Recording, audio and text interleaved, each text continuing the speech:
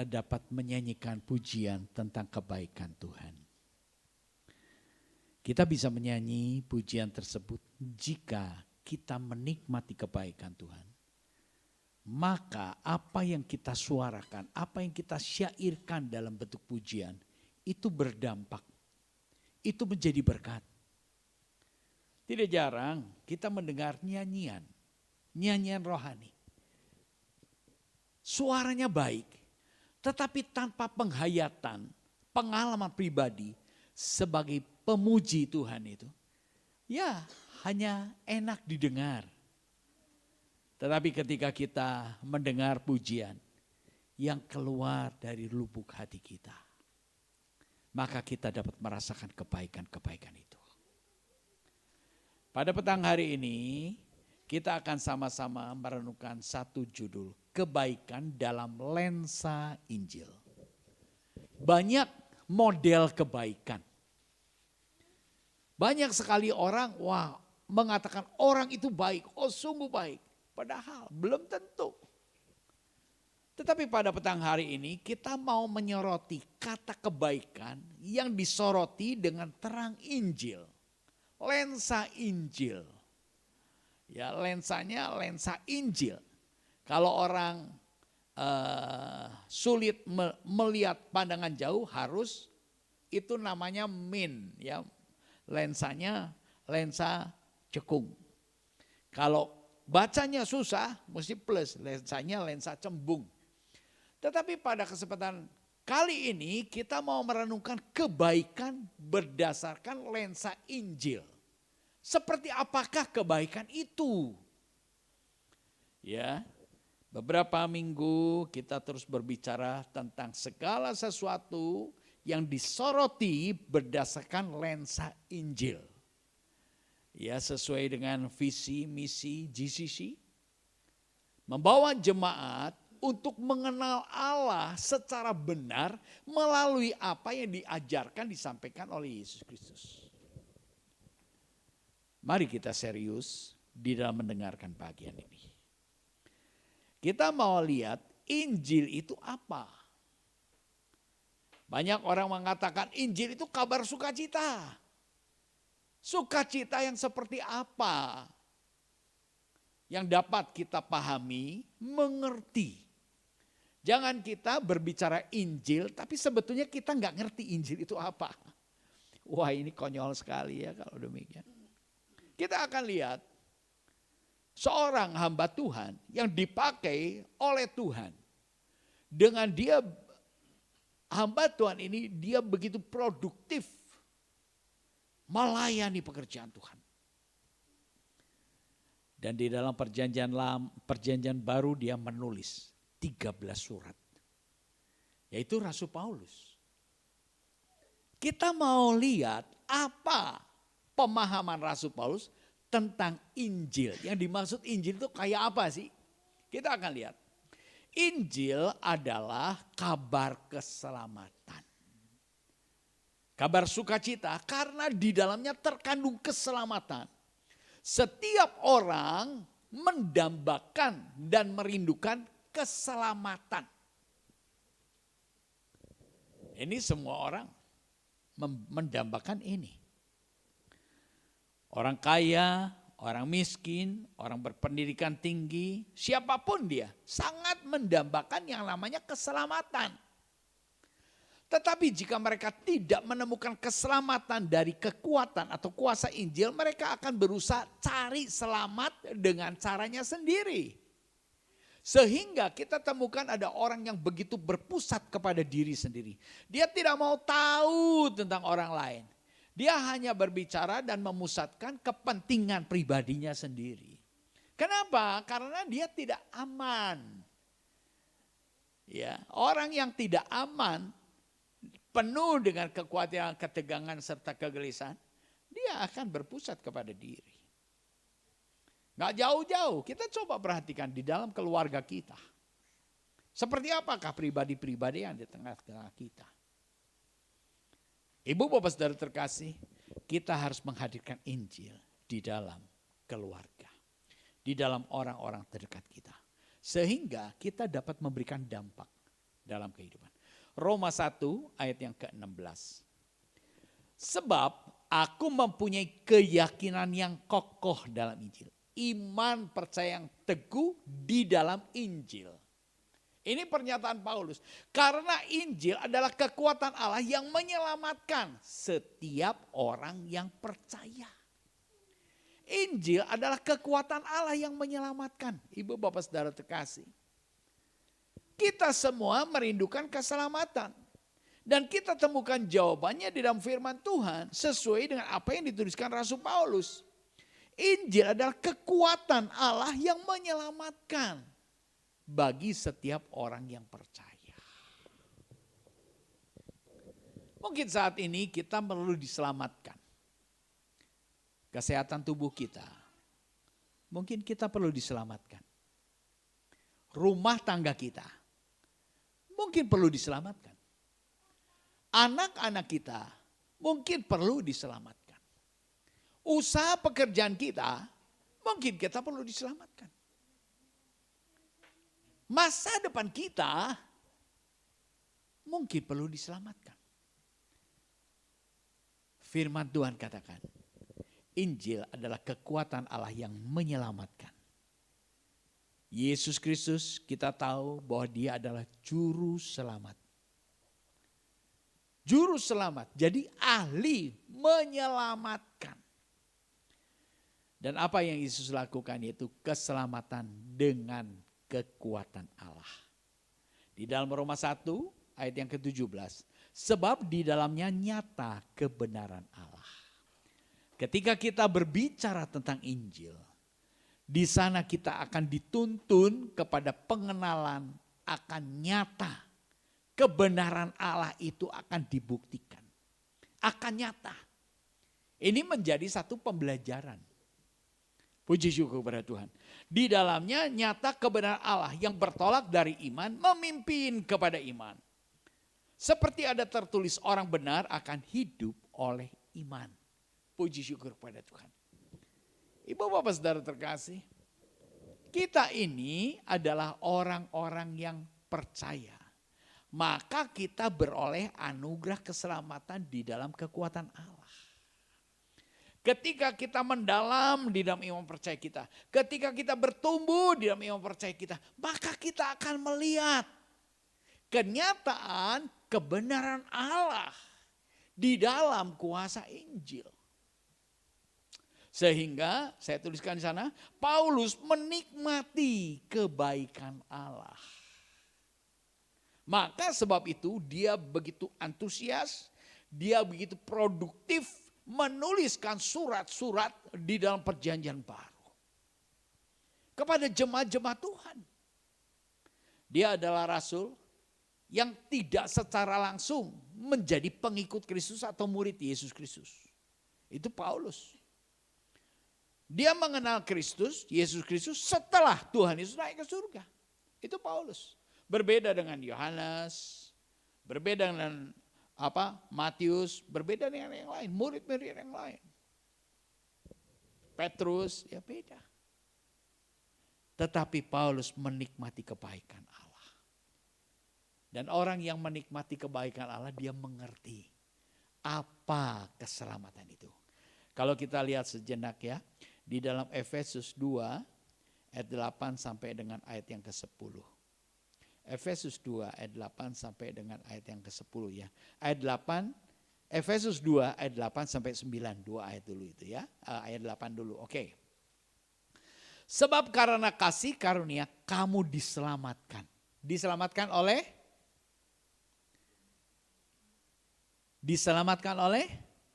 iman. Karena kita percaya, bukan karena kita bayar. Ingat, ini Rasul Paulus kepada suratnya kepada jemaat di Efesus. Karena kasih karunia kamu diselamatkan. Karena anugerah, karena kebaikan Allah Bapa, kamu diselamatkan. Kamu gak usah bayar, tetapi kamu percaya. Dijelaskan itu bukan hasil usahamu, tetapi pemberian Allah. Nah, inilah anugerah keselamatan. Puji syukur kepada Tuhan. Itu bukan hasil pekerjaanmu, jangan ada orang yang memegahkan diri. Ini peringatan-peringatan Rasul Paulus dalam suratannya kepada jemaat yang lain. Tetapi kita bisa temukan satu pemahaman yang konsisten daripada pribadi Paulus. Dia begitu yakin kekuatan Injil itu adalah kekuatan Allah yang menyelamatkan. Dan kita tidak bayar, tetapi itu adalah pemberian Allah. Itu anugerah Allah. Di dalam Efesus 2 ayat 10 dikatakan karena kita buatan Allah. Kita semua di sini adalah buatan Allah. Semua umat manusia dan segala yang ada di bumi ini adalah buatan Allah, ciptaan Allah. Tetapi yang membedakan kita dengan banyak orang di bumi ini, kita diciptakan dalam Kristus Yesus. Kita buatan Allah dan kita diciptakan dalam Kristus Yesus. Ini yang menjadikan kita, Anda dan saya dan semua yang ada di rumah, yaitu kita mengalami ciptaan baru di dalam Yesus Kristus. Amin. Ini pemahaman yang Paulus ajarkan kepada jemaat Efesus. Makin kita memahami, maka kita makin terperangah, makin kagum atas anugerahnya yang besar. Lalu Paulus juga jelaskan, kalau kita buatan Allah yang diciptakan di dalam Yesus Kristus, ada maksud tujuan tertentu untuk melakukan pekerjaan baik yang dipersiapkan Allah sebelumnya. Ia mau supaya kita hidup di dalamnya. Jadi ada ya, jelas maksud Allah. Mengapa dia menganugerahkan keselamatan. Mengapa dia menganugerahkan kelahiran baru bagi kita. Kita mengalami satu pembaharuan, pemulihan di dalam relasi kita yang tadinya hidup dalam dosa, hidup dalam kegelapan, terputus hubungannya dengan Allah. Tetapi karena kasih karunia Allah, Allah mau peduli, Allah menyatakan kasihnya, kebaikannya menganugerahkan keselamatan bagi Anda dan saya. Kita diselamatkan sebagai ciptaan baru. Yakin enggak? Kita ini adalah orang-orang yang sudah diselamatkan. Ini menjadi pertanyaan besar. Kalau Anda belum yakin, hanya baru tahu, aduh betapa ruginya. Mari Ibu Bapak Saudara terkasih. Tadi ketika kita menyanyikan kebaikan-Mu Tuhan, sertai langkahku. Kebaikan-Mu Tuhan, pulihkan hidupku. Itu pujian yang begitu membawa kita pada satu pemahaman betapa besar kebaikan-kebaikan Tuhan. Maka ketika kita nyanyi tadi pujian, ya jangan asal bunyi. Kita betul-betul harus memahami benar Tuhan, kebaikan-Mu itu nyata. Pemahaman kita, keyakinan kita membawa kepada pengharapan yang teguh. Tuhan menciptakan Anda dan saya di dalam kelahiran baru. Dengan maksud tujuan melakukan pekerjaan yang baik. Perbuatan yang baik. Menghasilkan produk-produk yang baik.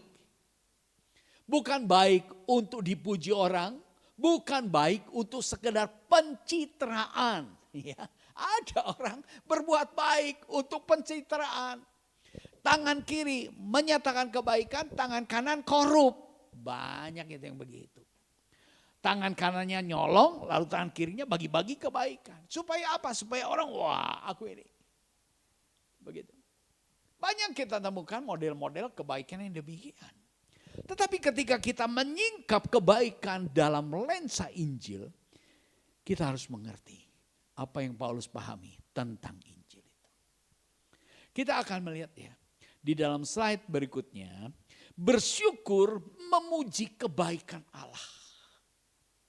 Ketika kita memuji Allah, kita dapat mengimpartasi kebaikan Allah kepada orang-orang yang mendengar puji-pujian kita. Kita lihat ya. Di dalam Kisah Para Rasul 16 ayat yang ke-25.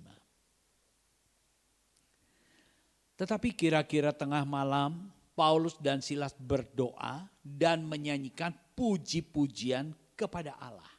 Dan orang-orang hukuman lain mendengarkan mereka. Ini perikop tentang kepala penjara Filipi. Kenapa Rasul Paulus sampai ditangkap? Karena dia memberitakan Injil. Karena dia memberitakan kabar baik. Lalu Paulus difitnah. Lalu Paulus juga didera. Lalu Paulus juga dimasukkan ke dalam penjara. Lalu Paulus dipasung kakinya. Di dalam tekanan penderitaan yang demikian amat sangat dituliskan. Tetapi kira-kira tengah malam Paulus dan Silas berdoa dan menyanyikan puji-pujian kepada Allah. Ibu bapak saudara terkasih. Kalau kita renungkan. Mengapa Paulus bisa punya kekuatan dan kemampuan. Sekalipun dia didera. Sekalipun dia difitnah. Sekalipun dia dipasung. Sekalipun dia di penjara, di tengah-tengah penjara kota Filipi. Tetapi dia punya hati yang berdoa dan menyembah Allah. Kekuatan dari mana ini? Puji syukur kepada Tuhan.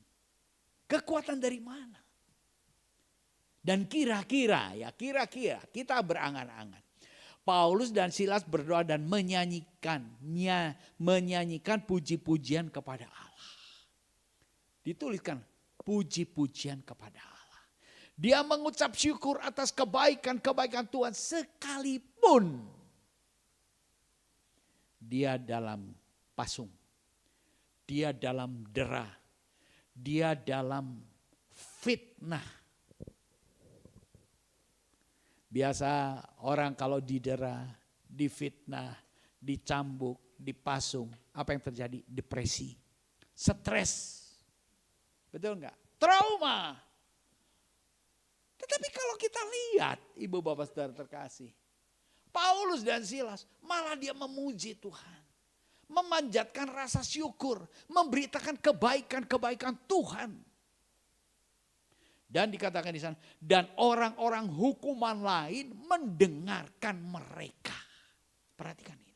Hukuman lain mendengarkan mereka. Tengah malam belum mereka nyanyi. Biasa kalau di penjara ya. Wah, ada yang berisik begitu pasti kan. Yang lain itu hukuman para narapidana yang lain itu akan komplain. Ini orang baru ngapain di sini tengah malam menyanyi-nyanyi, betul gak? Tetapi ketika mereka menyanyikan pujian, memberitakan kebaikan Tuhan, mereka komplain? Tidak. Kenapa? Beda. Ketika kita memuji, menyembah Tuhan. Ketika kita berdoa menyatakan kebaikan-kebaikan Tuhan. Yang keluar dari lubuk hati kita.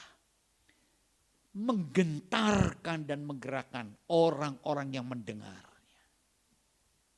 Ini ibu bapak saudara terkasih. Beda. Kita nyanyi asal bunyi atau kita nyanyi dengan satu iman. Itu berbeda. Para hukuman yang lain mendengarkan mereka. Apa yang terjadi? Ayat yang ke-26. Kisah Para Rasul 16, 26. Akan tetapi terjadilah gempa bumi yang hebat.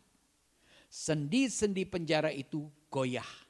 Dan seketika itu juga terbukalah semua pintu dan terlepaslah belenggu mereka semua. Amin.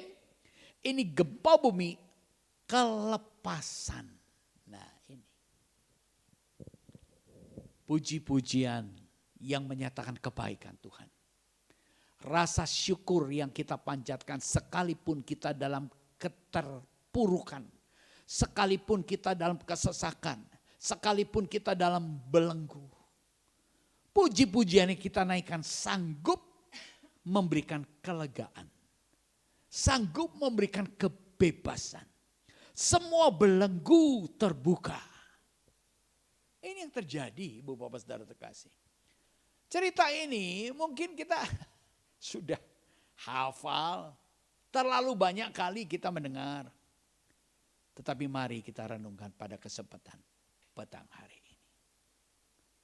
Pujian dan doa kita yang memperkatakan kebaikan Tuhan. Itu membuat dan mengundang hadirat Tuhan. Untuk memberikan kebebasan. untuk memberikan kelegaan bagi kita. Mungkin kita sedang dalam kesulitan.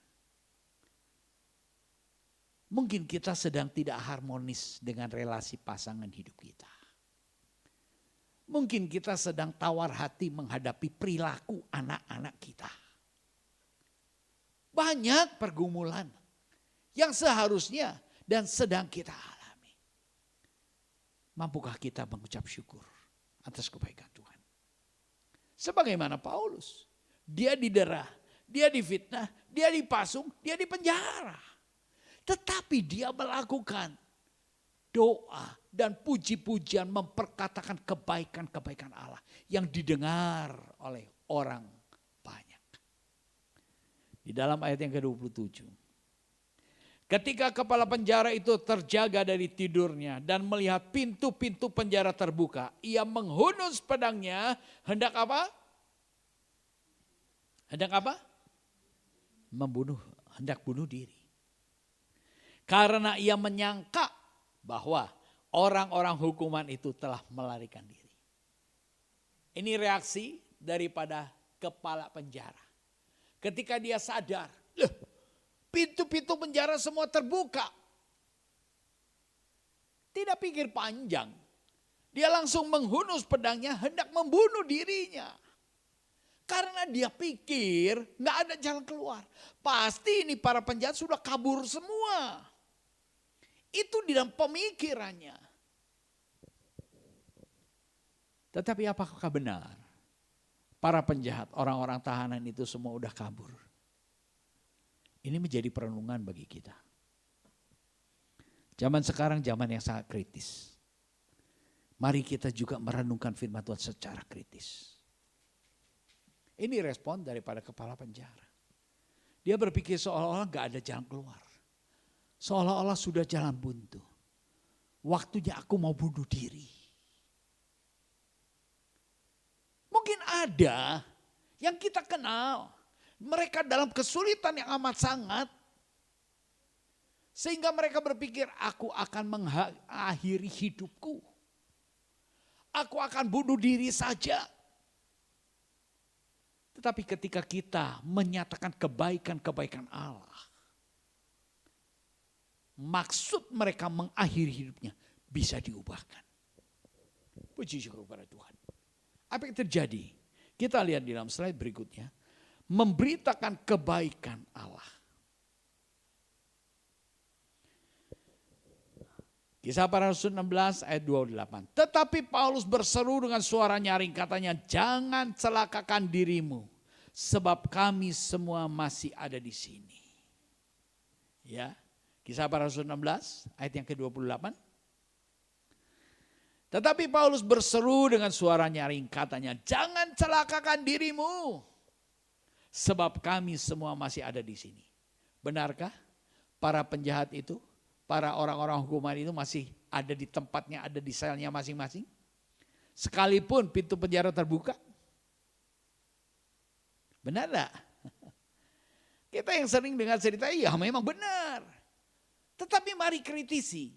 Mengapa mereka kok bukan kabur, lari, semua orang penjara sudah terbuka? Apa yang membuat mereka betah di penjara? Apa yang membuat mereka tetap mau tinggal di situ? Kira-kira apa jawaban? Mengapa? Tolong dibantu.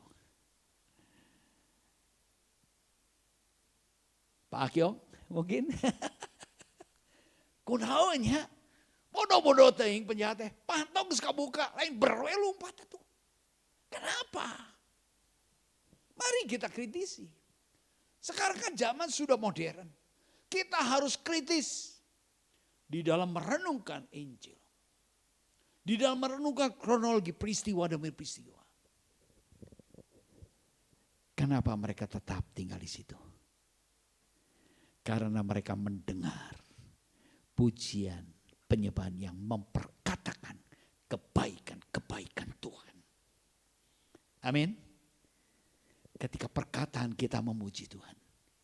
Ketika mulut kita berbicara tentang kebaikan Tuhan.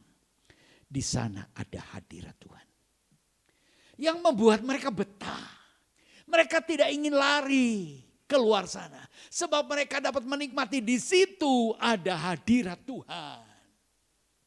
Ini yang terjadi, Ibu Bapak Saudara terkasih. Makanya perlu. Sekalipun di sini kita tidak banyak. Tetapi ketika kita dengan segenap hati, 2-3 orang bersekutu menyembah Tuhan dengan segenap hati, di sana ada hadirat Tuhan. Kalau Tuhan hadir, kita serius. Jangan main-main. Kita perlu memperdengarkan syukur kita. Kita perlu menyuarakan kebaikan-kebaikan Tuhan. Mungkin kita juga dalam pergumulan atau ada orang-orang yang kita kenal. Mereka dalam kesulitan, dalam penderitaan dan berpikir hendak mengakhiri jalan hidupnya. Tetapi ketika kita berbicara tentang kebaikan Tuhan, mereka bisa diubahkan pemikirannya. Diubahkan keputusannya. Puji syukur kepada Tuhan. Kisah para Rasul 16 ayat 29 dan ayat 30.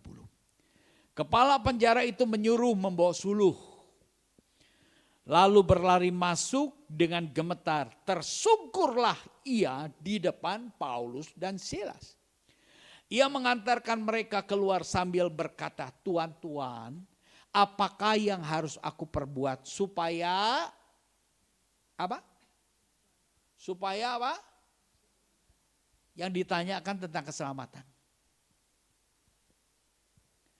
Banyak orang bertanya tentang keselamatan. Banyak orang bertanya tentang bagaimana solusi jalan keluar. Ibu bapak saudara terkasih, Paulus dan Silas adalah pribadi yang mengalami kelahiran baru di dalam Yesus Kristus. Paulus dan Silas adalah pribadi yang menikmati kebaikan-kebaikan Tuhan. Sehingga dia dapat memperkatakan kebaikan-kebaikan Tuhan. Ketika dia tahu Tuhan itu baik. Dan Paulus dan Silas memperkatakan tentang kebaikan Tuhan. Orang yang mendengar kebaikan Tuhan, dia mengalami satu peneguhan di dalam pengharapan. Maka kepala penjara ini bertanya, Tuhan, apa yang harus aku perbuat supaya aku selamat? Apa yang harus kita perbuat supaya kita selamat? Rumah tanggaku selamat. Masa depan anakku selamat. Masa depan hidupku selamat. Dan banyak sekali pergumulan yang sedang kita hadapi. Ada orang katakan, wah Bapak ini enak. Kalau anak-anak sudah menikah, Bapak bebas ya. Udah enak Pak. Bu, udah enak kalau anak-anak sudah menikah. Sebetulnya kita ini selama kita hidup dalam dunia ini. Sebagaimana Paulus katakan, jika aku harus hidup di dalam dunia ini. Itu berarti bagiku bekerja memberi buah. Buah apa? Ya ini buah kebaikan. Yang kita renungkan dalam tema, kebaikan dalam lensa Injil. Kebaikan seperti apa? Kebaikan yang betul-betul bermutu, yang berkualitas. Bukan kebaikan asal baik. Orang itu bisa bersandiwara di satu sisi tampak baik, tetapi di belakang koreng. Itu banyak ibu bapak saudara terkasih. Kebaikan-kebaikan yang direkayasa, kebaikan-kebaikan yang semu, kebaikan-kebaikan yang palsu.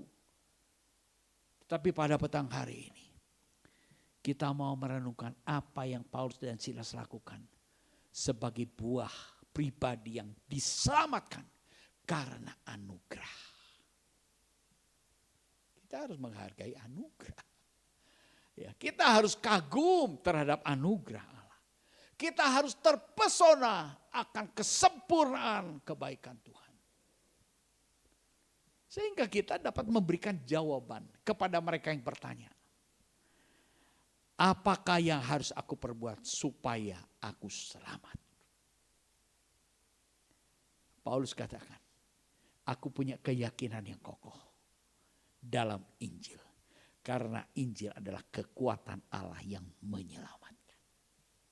Dari sebab itu dengan pemahamannya akan kasih karunia Allah yang besar itu, dia jawab kepada kepala penjara itu di dalam ayat yang ke-31.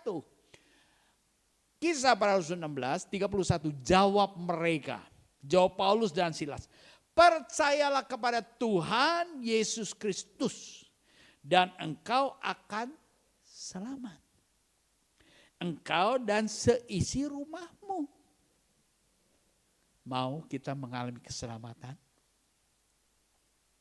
Semua orang mendapatkan keselamatan. Inilah jawabannya. Percayalah kepada Tuhan Yesus Kristus. Jadikan dia sebagai juru selamat. Satu-satunya penyelamat. Kalau kita lihat ya, merenungkan bersama di dalam kitab Wahyu. Murid Tuhan, Rasul Yohanes, dia mendapat pewahyuan, penyingkapan tentang masa akhir zaman. Akhir dari masa 7 tahun antikristus. Semua daratan itu lenyap. Jadi apa kita berpijak di sini nanti nggak ada lagi. Semua tenggelam karena tertimpa hujan es. Segala sesuatu yang ada di dalam dunia ini akan lenyap. Tetapi bagaimana jika kita masih diizinkan hidup dalam dunia ini? Ini adalah kesempatan. Jangan kita mencintai dunia, tetapi kita manfaatkan dunia yang kita tempati saat ini untuk membawa kita makin hari makin cinta Tuhan. Dengan apa? Percaya kepada Tuhan. Maka kita akan selamat. Puji syukur kepada Tuhan. Menghasilkan buah kebaikan Allah. Di dalam slide berikutnya, menghasilkan buah kebaikan Allah. Kepada jemaat di Galatia, Rasul Paulus tuliskan seperti ini, barang siapa menjadi milik Kristus Yesus, ia telah menyalibkan daging dengan segala hawa nafsu dan keinginannya. Ini, agar kita betul-betul mengalami, menikmati keselamatan yang Tuhan Allah anugerahkan. Menyalibkan daging. Ini yang Tuhan Yesus katakan juga. Barang siapa mau ikut aku. Menyangkal diri. Pikul salib. Ikut aku. Menyangkal diri itu apa sih? Berkata tidak terhadap keinginan diri sendiri. Berkata tidak terhadap hawa nafsu kedagingan kita. Itu katakan menyangkal diri. Itu menjadi syarat agar kita layak menjadi pengikut Kristus yang layak. Bukan cuma ikut-ikutan. Tetapi mari kita tingkatkan kualitas ibadah kita. Kualitas iman percaya kita. Kualitas pelayanan kita. Dengan pemahaman yang seperti Rasul Paulus ajarkan. Puji syukur kepada Tuhan. Jadi kita bisa melihat konsisten daripada satu pribadi Paulus. Jika aku masih hidup dalam dunia ini, itu berarti bagiku bekerja, memberi buah, produktif, memberi dampak, memberi buah-buah kebaikan. Galatia 5 ayat yang ke-25. Jikalau kita hidup oleh roh, baiklah kita juga dipimpin oleh roh. Jika kita hidup oleh roh. Dihidupkan kembali. Roh kita tadinya dikuasai oleh roh kegelapan. Sekarang melalui korban Kristus Yesus kita dibebaskan dari belenggu dosa, dibelenggu maut. Dan roh kita bersekutu dengan roh Allah, dengan roh kudus. Inilah tanda ciptaan baru. Puji syukur kepada Tuhan. Di dalam diri kita ini ada potensi yang sangat kuat. Untuk kita apa? Untuk kita hidup memuliakan Allah. Dan apa yang kita hasilkan, itu betul-betul akan berdampak bagi banyak orang. Kepala penjara itu, dia tidak jadi bunuh diri. Tetapi malah sebaliknya dia beroleh keselamatan. Ia bersama seluruh anggota keluarganya mendengar Injil. Dan dia menanggalkan hidup lama. Mengalami kelahiran baru di dalam Yesus Kristus. Mengalami karya keselamatan. Kenapa?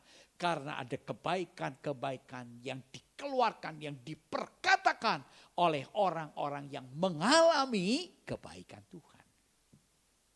Puji syukur kepada Tuhan. Ini produk yang harus kita hasilkan. Kebaikan-kebaikan dalam lensa Injil.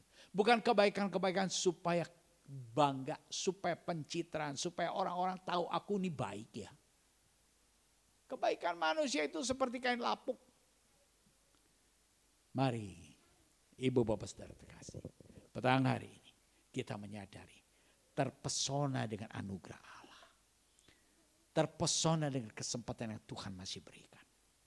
Kita masih punya wibawa. Kalau kita punya anak-anak, dia belum menikah, kita mau ajar mereka, tuntun mereka, agar mereka tidak salah di dalam jalan hidup mereka. Ketika mereka salah jalan, sampai tua, kita akan jadi susah. Ya, ini bukan satu ancaman, tetapi ini satu kebenaran. Puji syukur kepada Tuhan. Paling terakhir saya tuliskan di sana, kebaikan dalam lensa Injil dihasilkan dari hidup yang dipimpin oleh Roh Kudus. Hidup yang dipimpin oleh Roh Kudus. Maka kita dapat menghasilkan kebaikan-kebaikan dalam standar, dalam teropong lensa Injil. Bukan kebaikan yang semu, bukan kebaikan yang palsu, tetapi betul-betul kebaikan yang berdampak memberikan keselamatan bagi orang-orang lain. Puji syukur pada Tuhan. Tuhan Yesus memberkati. Mari kita turunkan.